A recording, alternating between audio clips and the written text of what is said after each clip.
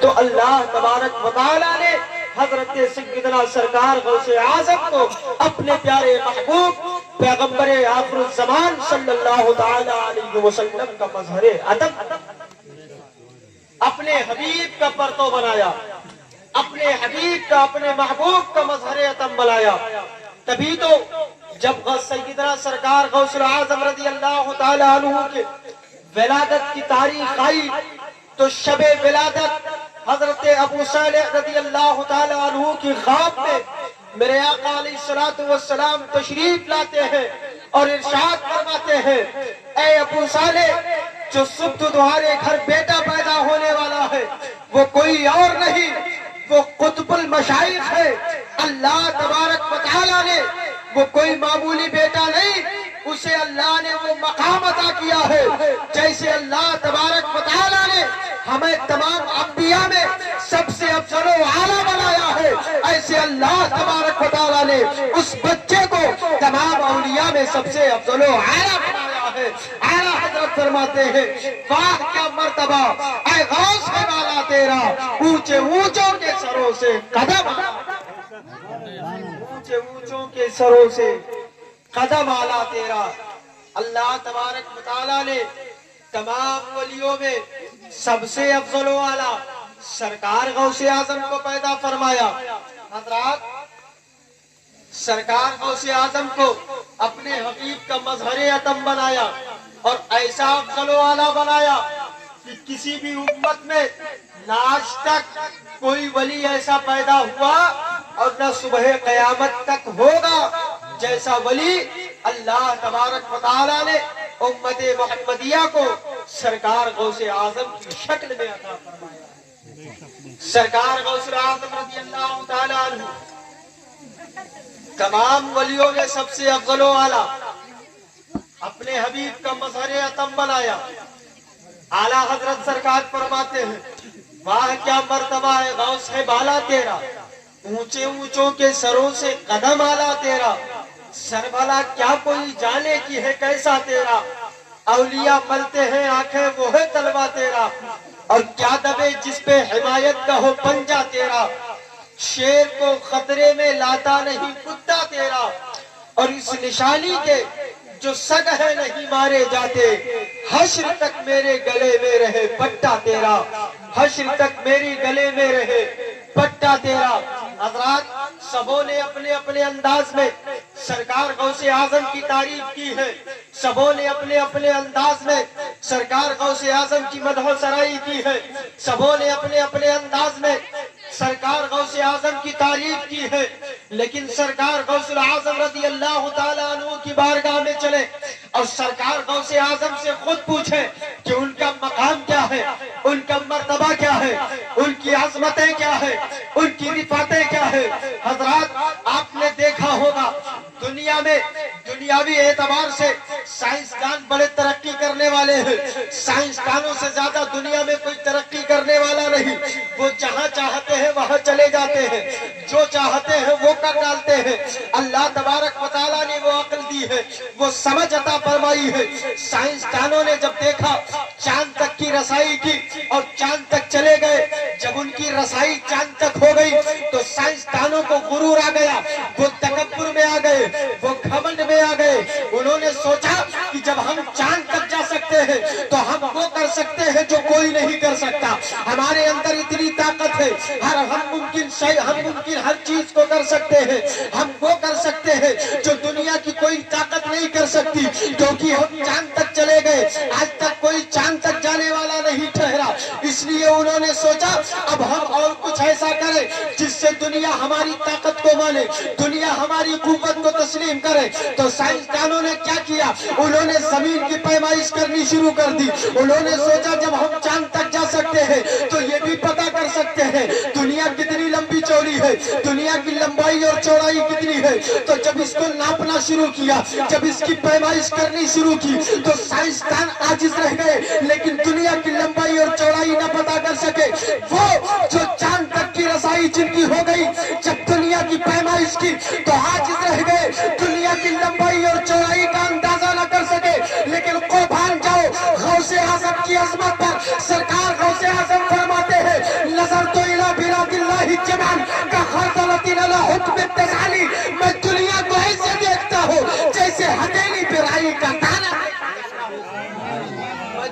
को ऐसे देखता हूँ जैसे हथेली पे राई का दाना देखा जाता हो। सरकार गौसे आजम फरमाते हैं जैसे हथेली पे राई का दाना देखा जाए ऐसे मैं दुनिया को देखता हूँ। हजरात जरा अंदाजा करो, जब आप अपने हथेली पे राई का दाना रखेंगे तो राई का दाना इतना छोटा होता है कि आप उसके चारों तरफ देख सकते हैं। अगर नीचे भी देखना चाहे तो आप उसको पलट करके देख सकते हैं। आपके अंदर इतनी ताकत हो, आपको अल्लाह ने इतना इख्तियार दिया है, हथेली पे राई का दाना हो तो आप जिधर चाहे पलट सकते हैं, जिधर चाहे उलट सकते हैं, जिधर चाहे तसर्रुफ कर सकते हैं। अल्लाह ने आपको इतना इख्तियार दिया है। कुर्बान जाओ सरकार गौसे आजम की अजमत पर। आप जब हथेली पे राई के दाने के बराबर इस दुनिया को देख रहे हैं तो आप चाहे तो दुनिया के मशरिक में देखें, चाहे तो दुनिया के मगरिब को देखें, चाहे तो दुनिया के शमाल में देखें, चाहे तो दुनिया के जनूब में देखें, चाहे तो तहत सराक में नजर डाल दे, चाहे तो अर्श आज़म की तरफ देखें, जबकि दुनिया आपकी हथेली पे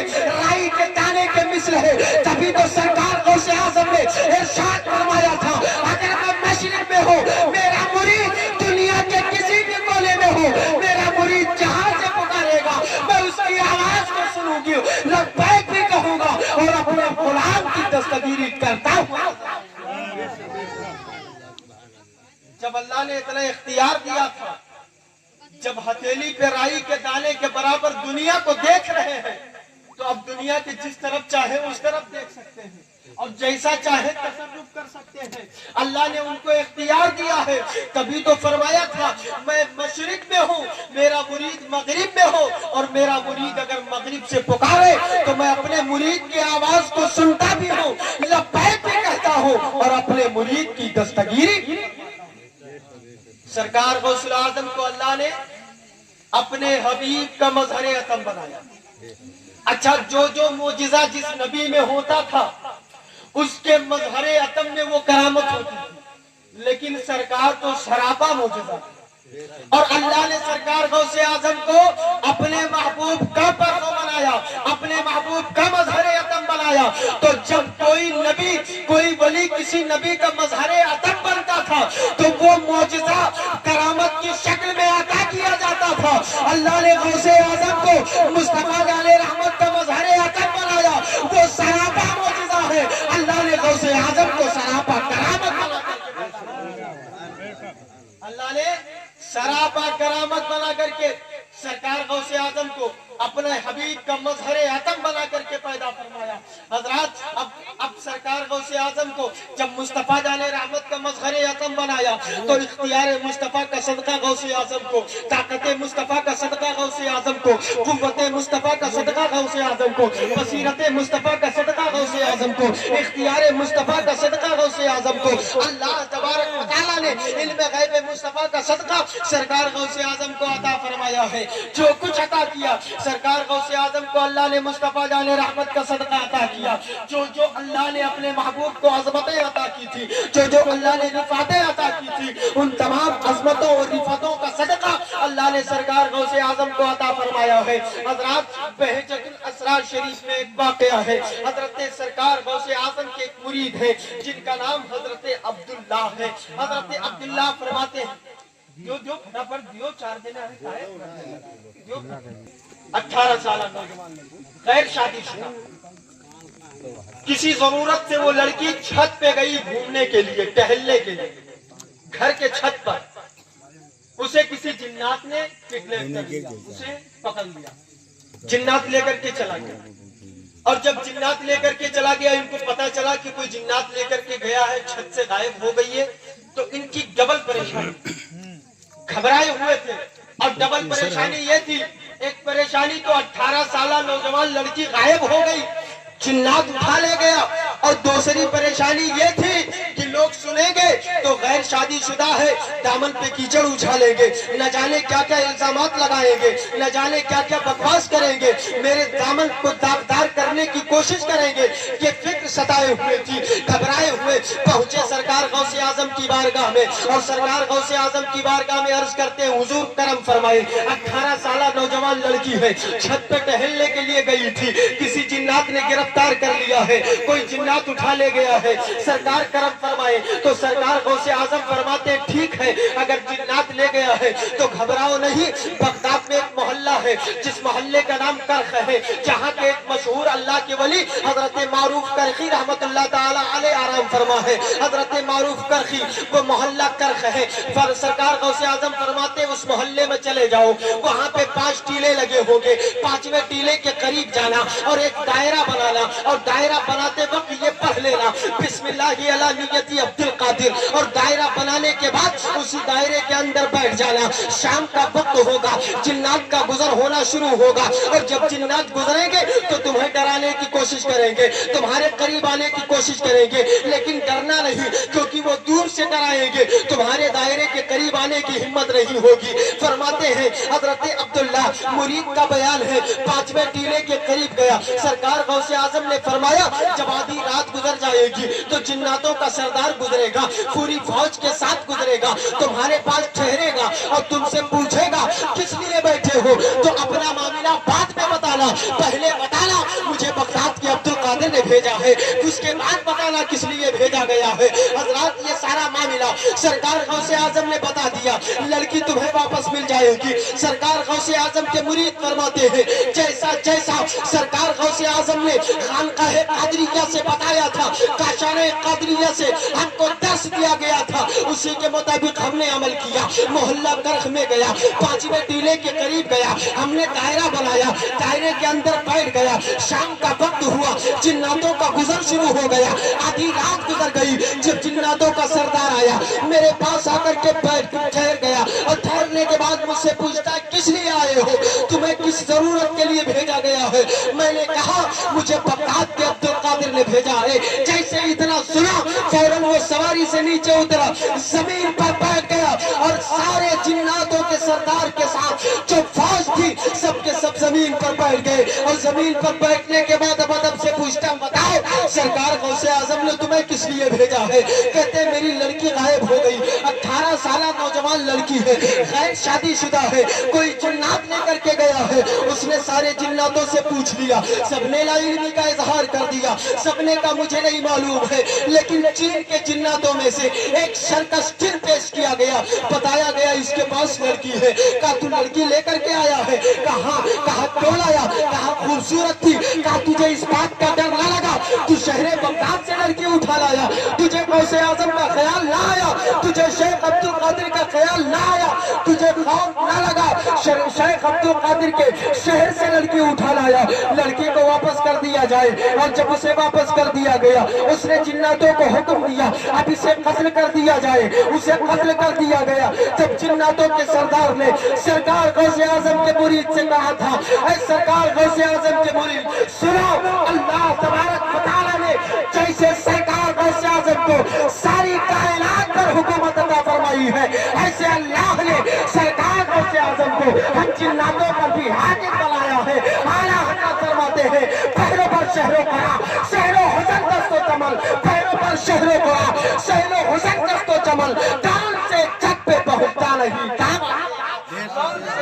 पहुंचता नहीं दावा तेरा। हजरात गौर करने का मकाम यह है, सरकार गौसे आजम जो मामला रात में होने वाला था अपने मकाम से मुरीद को दिल में बता करके जमाने को पैगाम दे रहे हैं। इल्म गैब मुस्तफा पे अंकुश नुमाई करने वालों सुनो, जब बगदाद के गौसे आजम के इल्म का यह आलम है तो रसूल आजम के इल्म का आलम क्या होगा, जिसके बारे में आला हजरत फरमाते हैं आप कोई गैब का तुमसे नीहा हो भला, जब ना खुदा की छुपा तुम पे करो तुम पे करोड़ों दरूद। जब गौसे आजम के इल्म का कोई जवाब नहीं तो रसूल आजम के इल्म का जवाब कहां से ला सकते हो। हजरात सरकार गौसे आजम को अल्लाह ने अपने हबीब का मजहरे अतम बनाया है, सारी खूबियों का सदका मुस्तफा जाने रहमत का अल्लाह ने सरकार गौसे आजम को अता फरमाया है। हजरात सरकार गौसे आजम रज़ी अल्लाह तआला अन्हु को ये जो मकाम और मर्तबा मिला कि सरकार गौसे आजम फरमाते मेरा कदम तमाम औलिया की गर्दनों पर है, ये भी मुस्तफा जाने रहमत सल्लल्लाहु अलैहि वसल्लम से अता किया गया है। और ये معراج کا تحفہ سرکار غوث اعظم کو عطا کیا گیا ہے. معراج میں یہ مقام سرکار غوث اعظم کو مصطفیٰ جان رحمت نے عطا فرمایا ہے. حضرات معراج کی رات جب پیارے آقا صلی اللہ تعالی علیہ وسلم سفر معراج کے لیے نکلنے والے تھے اور براق کا انتظام بھی ہو گیا ہے, فرشتے بھی موجود ہیں, تمام انتظامات ہو چکے ہیں, اب نکلنے کا وقت ہے, اب چلنے کا وقت ہے, اب سفر معراج کے لیے نکلنے کا وقت تھا. تو کیا دیکھا اللہ کے رسول صلی اللہ علیہ وسلم نے؟ وہ براق جس پر سوار ہو کر کے سفر معراج کے لیے جانا ہے, وہ براق آنکھوں سے آنسو بہا رہا ہے, اس کی آنکھیں اشکبار ہیں, وہ رو رہا ہے. تو پیارے آقا علیہ الصلوۃ والسلام نے پوچھا تھا, اے براق تو آج کیوں رو رہا ہے؟ آج تو تجھے خوش ہونا چاہیے. آج تیرے رونے کی وجہ کیا ہے؟ کیا تو اس لیے رو رہا ہے کہ آج تجھے سفر معراج کے لیے تیرا انتخاب کیا گیا ہے؟ کیا تو اس وجہ سے رو رہا ہے کہ تیرے اوپر نبیوں کا امام بیٹھ کر کے سفر معراج کے لیے نکل رہا ہے؟ کیا تو اس وجہ سے رو رہا ہے کہ تجھے عرش اعظم کا سیر ملنے والا ہے؟ تیرے رونے کی وجہ کیا ہے؟ تو اس نے عرض کیا تھا, یا رسول اللہ, میں اس وجہ سے نہیں رو رہا کہ آج سفر معراج کے لیے نکل رہا ہوں. یا رسول اللہ, میں اس لیے رو رہا ہوں, میری خواہش یہ ہے کہ جس طرح آج آپ میرے پشت پر سوار ہو کر کے سفر معراج کے لیے چل رہے ہیں, میری خواہش یہ ہے کل قیامت کے دن جب آپ میدان محشر میں جائیں تو کسی اور پر سوار ہو کر کے نہیں, میرے پشت پر سوار ہو کر کے میدان محشر. میرے آقا ارشاد فرماتے ہیں, ٹھیک ہے, اگر تیری یہ خواہش ہے تو تیری یہ بھی خواہش پوری ہوگی, تیرے پشت پر سوار ہو کر کے میدان محشر میں جایا جائے گا. تو اس براق نے عرض کیا, یا رسول اللہ, اس وقت تو نہ جانے کتنے براق ہوں گے, نہ جانے کتنی سواریاں ہوں گی. یا رسول اللہ, کوئی پہچان دے دیجئے, کوئی نشانی دے دیجئے. تو میرے آقا علیہ الصلوۃ والسلام نے اپنا دست رحمت اس براق کے پشت پر رکھا اور دست نبوت اور رحمت کو کرنا تھا. اللہ نے اس براق کے قد کو اونچا کر دیا, اس کے قد کو لمبا کر دیا, وہ سارے براقوں سے اونچا ہو گیا. میرے آقا ارشاد فرماتے ہیں کہ یہ تیری نشانی ہے, چاہے جتنے براق ہوں گے, دنیا کی تمام سواریاں ہوگی, لیکن تیرا قد تمام سواریوں سے اونچا ہوگا. یہی تیری نشانی ہوگی, یہی تیرا ثبوت ہوگا. حضرات, پیارے آقا صلی اللہ علیہ وسلم نے اس کے قد کو اونچا کر دیا, دست رحمت رکھا, اس براق کا قد اونچا ہو گیا. اب اس پر جب سوار ہونے لگے تو سوار ہونے میں دقتوں کا سامنا کرنا پڑا, سوار ہونے میں دقتیں آنے لگی, سوار ہونے میں دشواریاں پیدا ہونے لگی. اور جب سوار ہونے میں مشکلوں کا سامنا کرنا پڑا تو روحانیت کی طور پر سرکار غوث اعظم تشریف لاتے ہیں, آپ کی روح تشریف لاتی ہے اور اپنی گردن کو جھکا کر کے عرض کرتی, یا رسول اللہ, میری گردن پر قدم رکھ کے براق پہ سوار ہو جائیے. میرے آقا نے اپنا قدم مبارک رکھا, براق پر سوار ہوئے, ارشاد فرمایا, اے بیٹا عبد القادر, جیسے میرا قدم تمہاری گردن پر ہے, کل تمہارا قدم دنیا کی تمام اولیاء کی گردنوں پر ہوگا. تبھی تو بغداد کی جامع مسجد سے سرکار غوث اعظم نے ارشاد فرمایا, قدمی حاضی علی رقبت کل ولی اللہ, میرا یہ قدم تمام اولیاء کی گردنوں پر ہے. کسی نے کہا تھا, جن کی ممبر بنے گردن اولیاء, اس قدم کی کرامت پہ لاکھوں سلام. کبھی سرکار غوث اعظم نے جب اعلان فرمایا تو کسی ولی کو اختلاف نہیں, کسی ولی کو اعتراض نہیں. جو جامع مسجد میں تھے وہ بھی, اور جو دنیا کے کسی بھی کونے میں تھے, جہاں تھے, سرکار غوث اعظم کا فرمان سنا, سب نے اپنی سروں کو جھکا دیا. اے سرکار غوث اعظم, آپ کا قدم ہماری گردن پر. تبھی تو اعلیٰ حضرت فرماتے ہیں, سربلا کیا کوئی جانے کی ہے کیسا تیرا, اولیاء مرتے ہیں آنکھیں وہ ہے تلوا تیرا, اولیاء مرتے ہیں آنکھیں وہ ہے تلوا تیرا. جب غوث اعظم کے تلوے کا یہ مقام ہے تو سرکار غوث اعظم اور تمام ولیوں میں سب سے اعلیٰ, اور تمام ولیوں میں ہی نہیں, اللہ تبارک و تعالیٰ نے ہر امت کے ولیوں سے اعلیٰ بنایا. صرف امت محمدیہ نہیں, حضرت آدم کی امت سے لے کر کے, حضرت آدم سے لے کر کے آج تک جتنے ولی پیدا ہوئے یا صبح قیامت تک ہوگی, اللہ نے سب سے افضل والا بنایا. ایسا نہیں صرف امت محمدیہ میں ہی ولی, یعنی بنی اسرائیل میں بہت بڑے بڑے ولی ملا, اور یوں لگا دیدار پا کر आस्ताने गौस का जैसे कि प्यासे को रेगिस्तान में पानी मिला, जैसे कि प्यासे को रेगिस्तान में पानी मिला और खैरे उम्मत में हुआ पैदा, खुदा का शुक्र है। पीर भी मुझको मिला तो पीरे लासानी मिला, पीर भी मुझको मिला तो पीरे लासानी मिला। यकीनन ऐसा पीर न किसी उम्मत को मिला है, न अब उम्मत मुहम्मदिया में कोई ऐसा पीर पैदा हो सकता। अल्लाह ने वो ऐसा मर्तबा सरकार को याद रखा। अच्छा, अब थोड़ी सी बात फायदे की कर ली जाए। और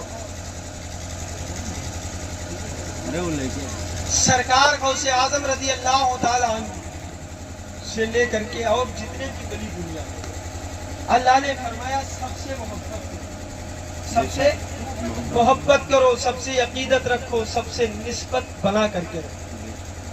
अल्लाह ने कुरान में फरमाया या अय्युहल्लज़ीना आमनू तक़ुल्लाह व कूनू मअस सादिक़ीन, ऐ ईमान वालों अल्लाह से डरो और सच्चों के साथ रहो।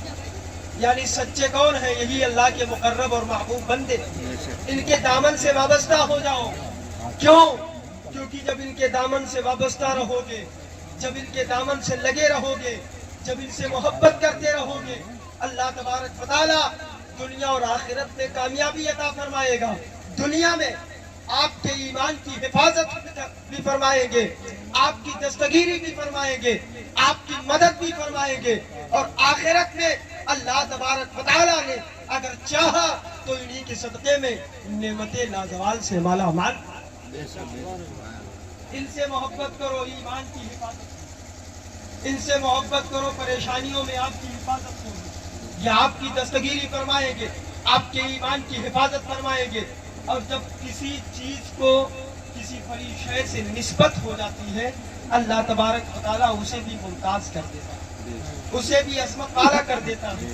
जैसे कि छोटी शय को अगर बड़ी शय से मिला दी जाए तो अल्लाह तबारक व तआला उस छोटी को छोटी नहीं रखता, उस बड़ी शय के निस्बत से उसे भी बड़ी कर देता है, उसे भी असमत वाला कर देता है, उसे भी रिफात वाला कर देता है।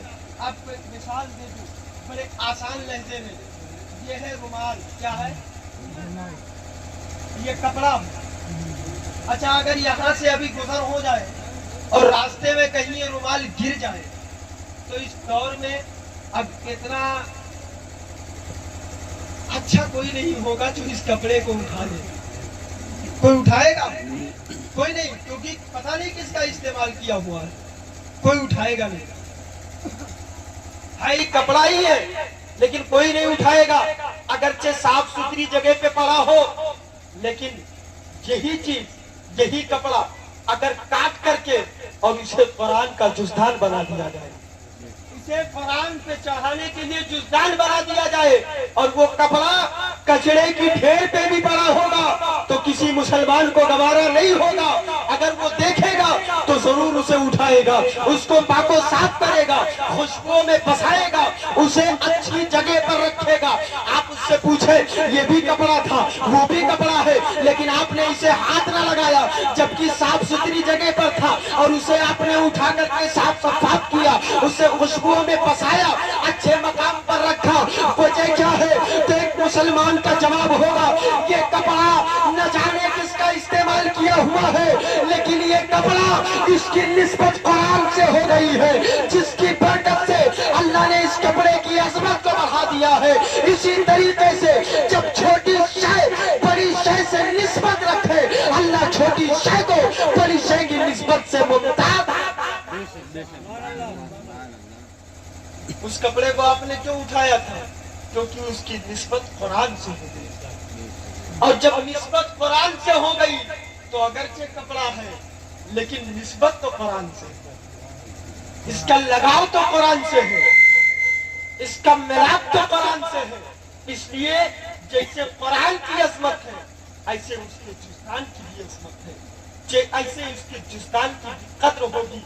इसी तरीके से निस्बत बड़ी शय है, किसी वली से भी निस्बत करो, नबियों से निस्बत रखो, अल्लाह के महबूब बंदों से मोहब्बत रखो, इनसे मोहब्बत रखोगे अल्लाह इन्हीं की बरकत से तुम्हें मुमताज फरमाएगा, तुम्हारे ईमान की हिफाजत। इनसे अकीदत और मोहब्बत निस्बत के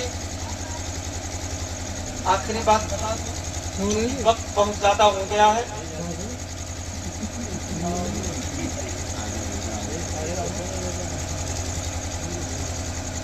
सरकार गौसे आजम की बारगाह में एक खादिम रहते थे, जिनका काम ये था कि जो सरकार गौसे आजम के हम मेहमान तशरीफ लाते, आपके मुरीदीन तशरीफ लाते, मिलने वाले, तो उनका काम था वो कुएं से पानी निकालते थे और सरकार गौसे आजम के मेहमानों को पिलाते। उनका नाम था हजरत शेख बारकी रहमतुल्लाह अलैह। सरकार गौसे आजम के मेहमानों की खिदमत करती, तकरीबन 20 साल तक आपने सरकार गौसे आजम के मेहमानों की खिदमत की, 20 साल तक। और जब 20 साल का अरसा गुजर गया तो एक दिन सोचा कि चलो हज के लिए चलते हैं खाने काबा से, फिर वापस जब आएंगे तो फिर आप इनके मेहमानों की खिदमत करेंगे। बगदाद शरीफ से निकले, कुछ तोशा भी नहीं लिया साथ में, ऐसे तले तलहा। जब बगदाद शरीफ से निकले तो एक साहब और जा रहे थे, कहा कहाँ जा रहे हो? कहा हज के लिए जा रहे हैं। कहा हम भी वही चल रहे हैं, चलो अब दो लोग साथ में। दोनों लोग साथ में चलते रहे, दिन भर चलते रहे, पैदल सफर करना था।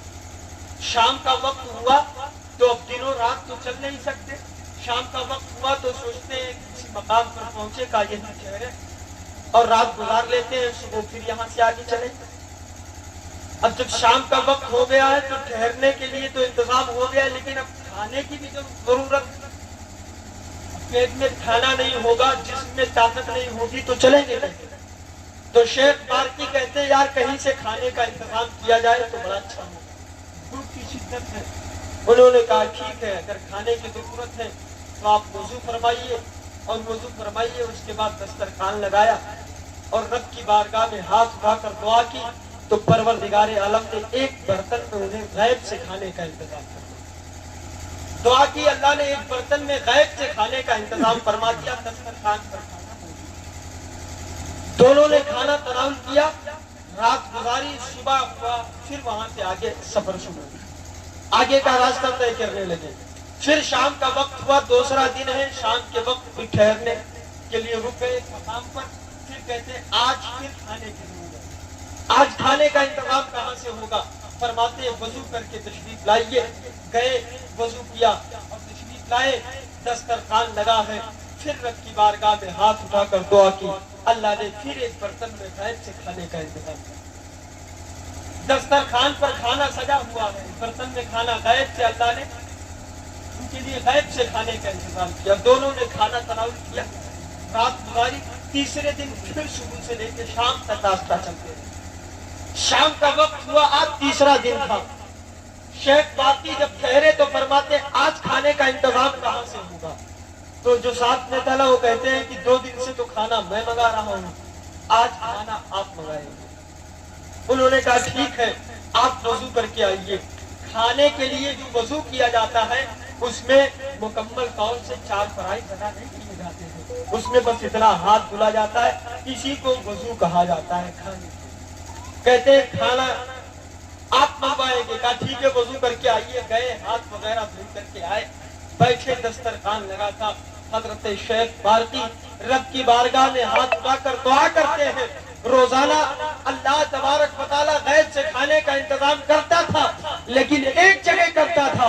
आज शेख बारकी ने दुआ की है, अल्लाह ने 2-2 जगह खाने का इंतजाम कर दिया है, 2-2 बर्तन में खाने का इंतजाम है। दोनों ने खाना तनाउल किया तो वो जो साथ में बुजुर्ग थे वो फरमाते हैं यार आज 2-2 बर्तन में खाना आया है, 2 जगह से खाने का इंतजाम है। अल्लाह तबारक व तआला ने 2-2 बर्तन में खाना अता किया है, ये बताओ तुमने दुआ कैसे की थी? तो शेख बारकी फरमाते हैं मेरी दुआ असल नहीं, असल तुम्हारी दुआ है। कहते पहले आप बताइए आपने दुआ कैसे की? तो शेख बारकी कहते हैं मैंने तो बस इतना कहा था, ऐ परवरदिगारे आलम उसके सदके में खाना अता फरमा जिसके सदके में ये रोजाना खाना मंगाता है, ये 2 दिन से खाने मंगाता है। अब तुम बताओ किसके सदके में खाना मंगाते थे? तो उन्होंने कहा यार मैं तो बस ये दुआ करता था, ऐ परवरदिगारे आलम उसके सदके में खाना अता फरमा जो 20 साल से غوث اعظم کے مہمانوں کو پانی پلا رہا ہے. اتنا سنا تو شیخ بارکی کی آنکھیں اشبار ہو گئی, آنسوؤں سے بھیگ گئے ریشے مبارک. انہوں نے کہا تم کیوں رو رہے ہو؟ کہتے یار جس شیخ کے وسیلے سے, جس خادم کے توسل سے تم کھانا منگا رہے تھے وہ کوئی اور نہیں, وہ غوث اعظم کا خادم میں ہوں جو 20 سال سے غوث اعظم کے مہمانوں کی خدمت کر رہا ہوں. میں آج تک سوچ رہا تھا 20 سال ہو گئے سرکار غوث اعظم کی بارگاہ میں خدمت کرتے کرتے مجھے کوئی جانتا نہیں, لیکن آج پتا چلا غوث اعظم کی نسبت کی برکت سے مجھے دنیا کا انسان تو کیا, مجھے اللہ کے نورانی فرشتے نورانی فرشتے جانتے ہیں. میں تو آج تک یہ جانتا تھا مجھے کوئی جانتا ہی نہیں ہے, مجھے کوئی پہچانتا نہیں, لیکن آج پتا چل گیا دنیا کے لوگ تو کیا, مجھے اللہ کے درمیان, فرشتوں کے درمیان یاد کیا جا رہا ہے, مجھے اللہ کے نورانی مخلوق یاد کرتے ہیں. حضرات وہیں سے حضرت شیخ بارکی واپس ہونے لگے. کہتے ہیں اب کہاں جا رہے ہو؟ کہ اب پھر شہر بغداد جا رہا ہوں. کہ کیوں حج کرنے نہیں جانا ہے؟ کہ اب وہاں نہیں, اب وہاں دوسری بار جائیں گے. اب پھر شہر بغداد جانا ہے جہاں سے اللہ نے مجھے سب کچھ عطا کیا ہے, جہاں سے اللہ نے یہ مقام عطا کیا ہے, جہاں سے اللہ نے یہ عظمتیں عطا کی ہے. یہ کیا تھا؟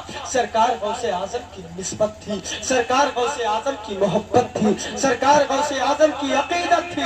اللہ کے ولیوں سے نسبت رکھو, ان سے عقیدت و محبت کرو, اللہ ایمان کی حفاظت بھی فرمائے گا. اللہ تبارک و تعالیٰ انہی کی نسبت کے توسل آپ کو عظمتیں اور رفعتیں. اللہ تبارک و تعالیٰ کی بارگاہ میں دعا ہے, پروردگار عالم جس بچے کی ولادت ہوئی ہے سرکار غوث اعظم کا صدقہ عطا فرمائے, تمام بلیات و آفات قبول فرمائے.